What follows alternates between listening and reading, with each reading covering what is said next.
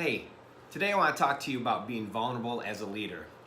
Recently, I did a presentation for our entire company.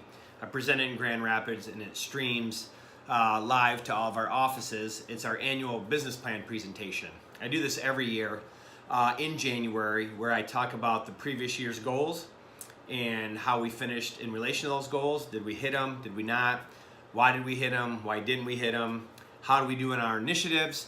And then we close the book on the previous year, and we look ahead and we talk about and we share our goals for the upcoming year. So I just did that about a week or so ago, and in the course of that presentation, I told a story. I talked about our theme this year at Service Express, which is progress over perfection, and we showed a graph, and you might have seen a similar one on the internet because we borrowed it from there of what success looks like. It looks like a straight line up, and what success really looks like is a bunch of dips and turns and twists and everything else. And so we talked about that at Service Express along with our theme, which is progress over perfection.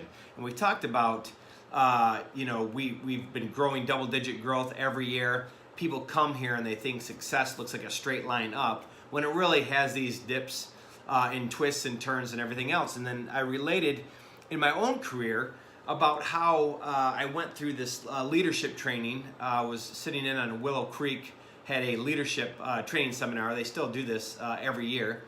And we did an exercise. This was a number of years ago. And we kind of graphed our career, our high points and our low points in our career.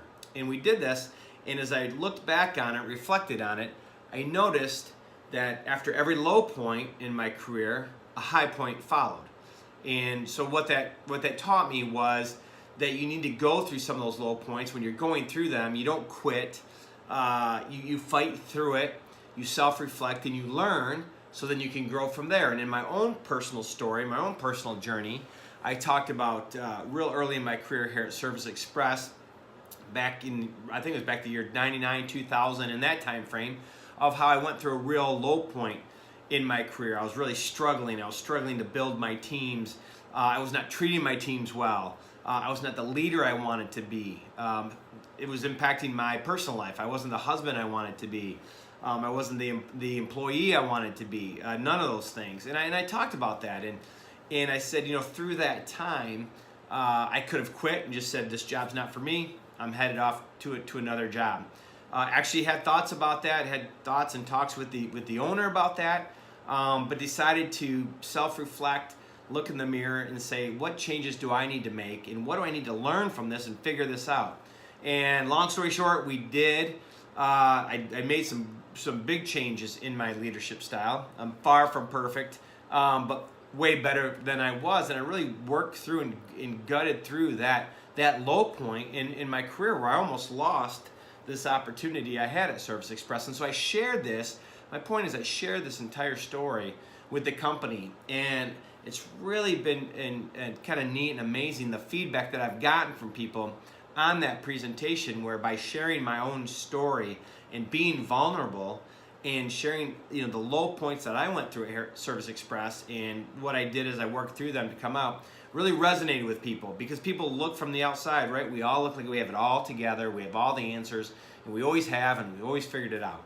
And we know that's not true for any of us. And so my lesson here is leaders, don't be afraid to be vulnerable with your teams. Let them know the challenges you're facing. Let them know the challenges you faced and how you got through those. Let them know the challenges you're facing today.